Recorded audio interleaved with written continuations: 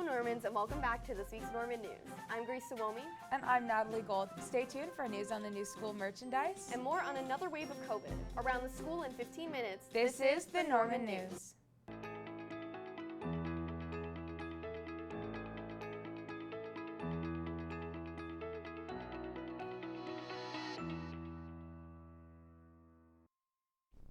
Hello Normans.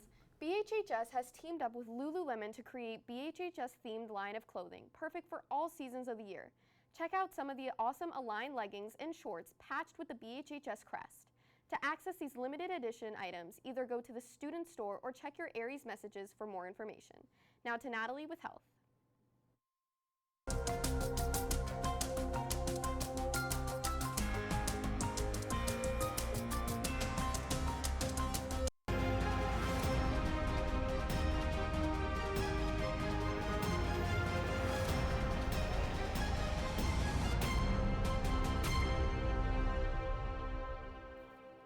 Thanks, Grace. While the coronavirus cases have calmed down in the United States, the BA.2 strand is increasing the fear of another outbreak within the states. The two main symptoms of this new strand are dizziness and fatigue.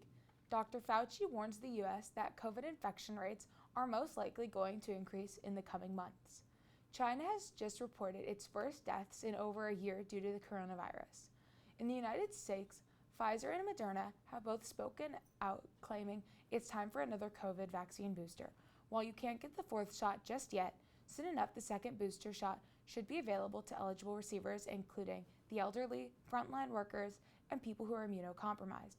Most mega events in California no longer require you to show proof of your COVID vaccination or a negative COVID test. However, it is still strongly recommended to take safety precautions before going to a large event, especially if you are not vaccinated or have not taken a COVID test prior to the event. As of March 14th, the Beverly Hills Unified School District has begun optional mask wearing. The last recorded, BHUSD only has a total of 4 active COVID cases throughout the district, including staff and students. Now to Eden with World News. Thanks, Natalie. On Friday, President Biden announced that he will welcome Ukrainian refugees with open arms if they need access to safety. Additionally, he offered tens of thousands of Ukrainians living in U.S. a temporary humanitarian protection from deportation due to the ongoing Russian military offensive in Ukraine. Since then, a handful of Ukrainian families have been allowed into the United States. Displaced Ukrainians continue to pour out of their targeted country, which has been the site of attacks from Russia for the past 3 weeks. Already, over 2 million Ukrainians have fled to Europe. However, most are concentrated in Poland. The U.S. is expected to resettle some 20,000 Ukrainian refugees. An even larger wave of immigrants is supposed to come soon to the U.S. as well. More on this now to Nora with local news.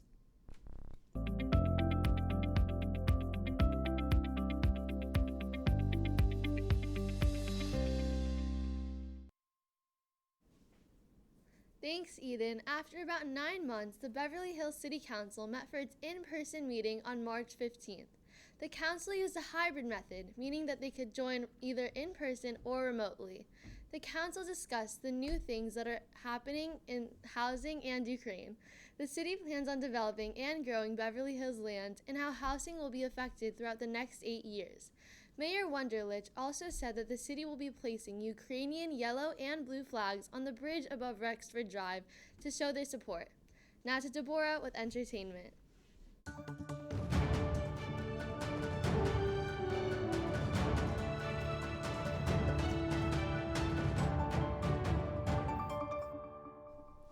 Thanks, Nora. Now, known rap artist Kanye West is going through controversial beef with comedian Pete Davidson. Pete, who is now in a relationship with Kanye's ex-wife, Kim Kardashian, is getting bashed on Instagram by Kanye for ruining his relationship with his family. Due to this so-called immature bites over social media, Kanye has been banned from Instagram for 24 hours and until further notice is removed from the lineup of performers who are going to be performing at the Grammys. Host Trevor Noah clarified these rumors on Twitter, saying, "I said counsel Kanye," Noah wrote, "not cancel Kanye." Unknown if this was an intentional or misunderstanding to remove Kanye from the lineup, fans think that this is ridiculous and Kanye should be performing this upcoming April at the Grammys. Now to Natalie with this week's movie review. Thanks, Deborah. Morbius is being released on April 1st, 2022, starring Jared Leto, Matt Smith, and Aria Damavandi. Jared Leto is an actor, producer, and director who has starred in Suicide Squad, Harley Quinn, and Zack Snyder's Justice League as the Joker, and he has recently starred in House of Gucci as Paolo Gucci. Matt Smith is known for his recurring role as the Doctor in Doctor Who and Philip in the TV show The Crown. Directing this film is Daniel Espinosa, who in 2017 directed the film Life, which starred Ryan Reynolds and Jake Gyllenhaal. Marvel's Morbius is about the biochemist Michael Morbius, who is ill with a rare blood disease. Dr. Morbius goes on a hunt to find a cure for this disease. When Morbius thinks that he has had a breakthrough, he tries a dangerous cure and unintentionally infects himself with a form of vampirism, and he is left with superhuman abilities. These abilities may bring more harm than good. Will Morbius learn how to control this new side of him, or will the vampire in him take control?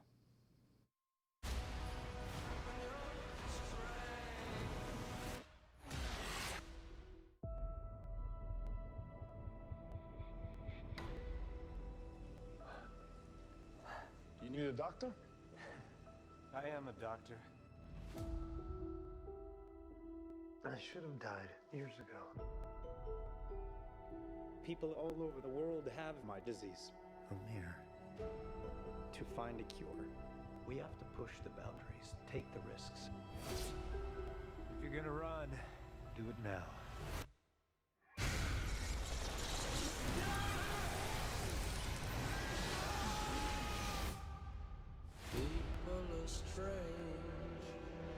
Dr. Michael Morbius, you've been missing for 2 months. When you're a stranger, Then you were found on a container ship that washed up off of Long Island. faces look ugly. When you're alone,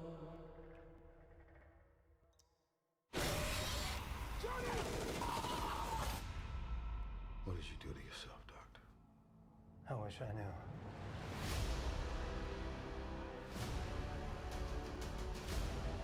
I went from dying to being more alive than ever. It worked. Not exactly. I have increased strength and speed and some form of bat radar. What else can I do?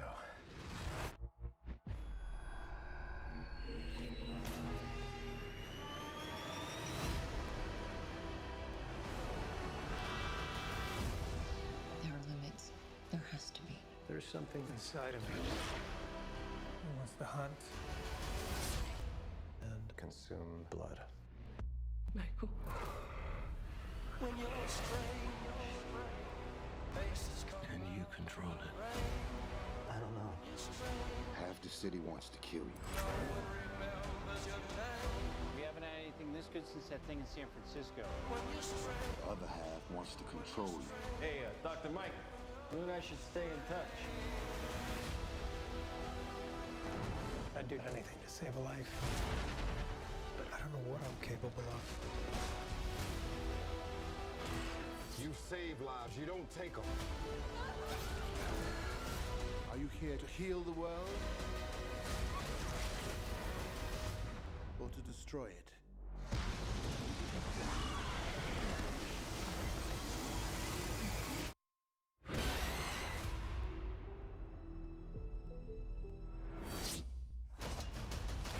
Who the hell are you, Matt? I am Venom. I'm just kidding. It's Dr. Michael Morbius at your service.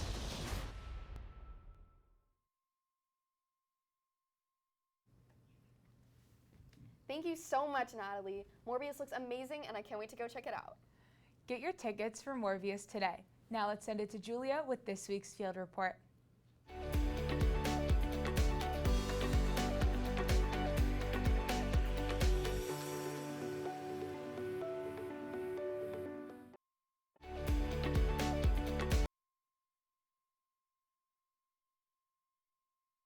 After 2 years of wearing masks to school, this past week has marked our first week of the mask mandate being lifted.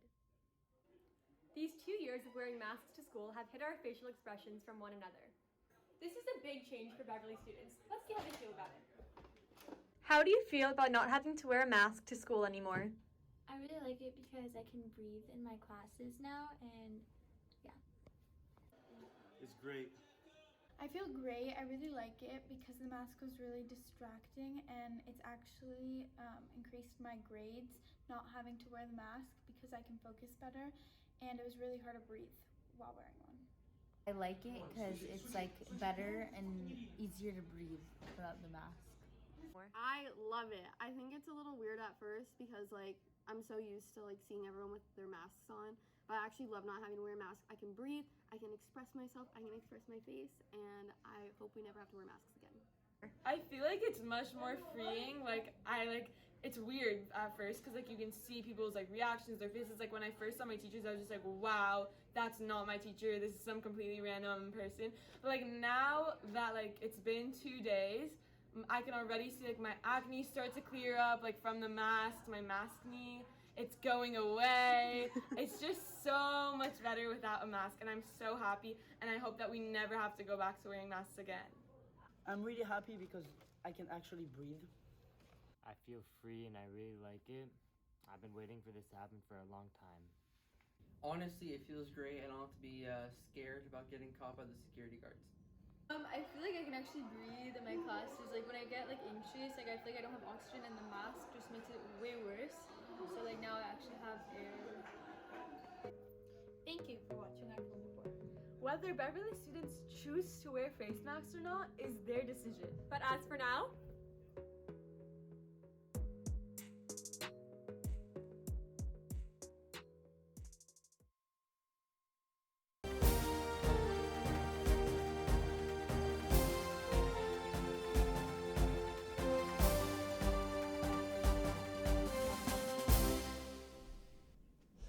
Thanks, Julia. Yakuza 0 is one of the most insane experiences I have ever had the pleasure of enduring.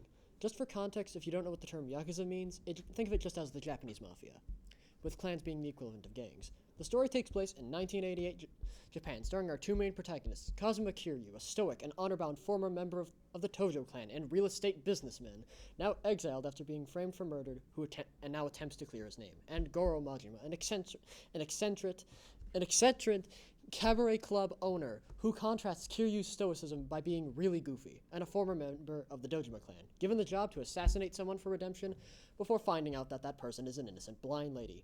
These two men have become involved in an ever-growing conspiracy over the area simply known as the Empty Lot. But forget all of that. How does that lead to me winning a chicken as a financial advisor from the bowling minigame? Yakuza 0 disguises itself as a beat-em-up before eventually bombarding the player with enough optional minigames and activities to make the original gameplay just a small part of the greater whole. On the topic of that beat-em-up gameplay, you will use different combos and fighting styles, each character having 3 separate styles unlocked through the game normally, and 1 secret fighting style that is unlocked through each character's business ventures. These are used to build up a meter, allowing for special attacks that are your main source of damage. These takedowns have so many unique animations. Some of my personal favorites include slamming someone into the ground with a giant traffic cone, just actually stabbing them, and putting them in a chokehold before bringing a salt shaker out and seasoning their retinas. Every animation is so over-the-top, situational, and gratuitously violent that it led me find as many unique circumstances as possible to further my arsenal in the newfound war on the human skeleton. Then there are all of the minigames from the previously mentioned bowling, arcade games, pool, and more. A personal standout is the phone minigame, which you want to win Kiryu a date with the girl of his dreams. Taking place as a shooter minigame where you have to aim at and time your shots and hit the correct responses to her questions. And to explain some of the incorrect options, you could ask her to fight kangaroos with you or talk about your alcohol addiction. There are also side quests and odd jobs that you can do around town, like pizza delivery that ends in romance, infiltrating an actual cult to assassinate the leader, or working on a music video with international pop star Miracle Johnson as a favor for Steven Spinning, hit director of the movie Indian Jeans. Yet all of this has nothing on the disco and karaoke segments, ranging from pop to rock to emotional ballads, all of which are stupidly good and really where I think this game shines. All of this drastically contrasts the main plot of the game, which is played entirely straight and somber, with genuine threats, betrayal, tragedy, and intensity that you would not have expected. The 4 main initial antagonists are Awano, a misogynist and materialist who wants exactly what you think he wants. Kuze, who will just travel the world to the ends of the earth to fight you. Shibusawa, who wants absolute power and control, and Nishitani, who is just in it for the memes and the carnage.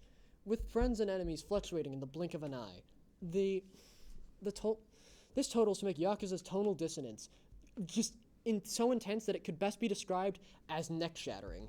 One day you'll have around $12 billion from your cabaret club, the next you'll have it all stolen from you by some guy in the streets.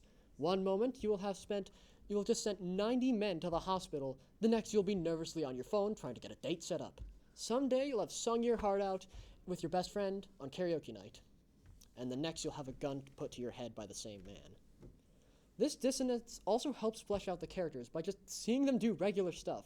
When I first saw Kiryu, I honestly thought he was kind of boring. But through enough karaoke, honor, real estate, and battle, he became so much more entertaining to me. Majima may have just started out as some funny guy with an eye patch, but became oddly human as you see him confronted by some serious moral dilemmas. This is the reason I felt talking about Yakuza 0. Because it's not just heart, but an odd take on what life is like. I will not call this game realistic, but more like if you were to exaggerate every moment of your life to the highest and lowest points. Each day you and I will be all over the place with feelings and events that have no reason to be tied together other than the fact that we experience them. I felt that Yakuza 0 embodies life in all its beautiful ecstasy, horrible tragedy, and everything in between. And right now, with the clash of one great catastrophe being over and one catastrophe just starting, and life just going on after the news of such things, I felt that a game that covered life like this would be best to talk about. If any of you can still take me seriously, then know, life's going to have its low points, and there are scary times ahead. But know that life goes on, has detours, and joys that will make it all worth it in the end.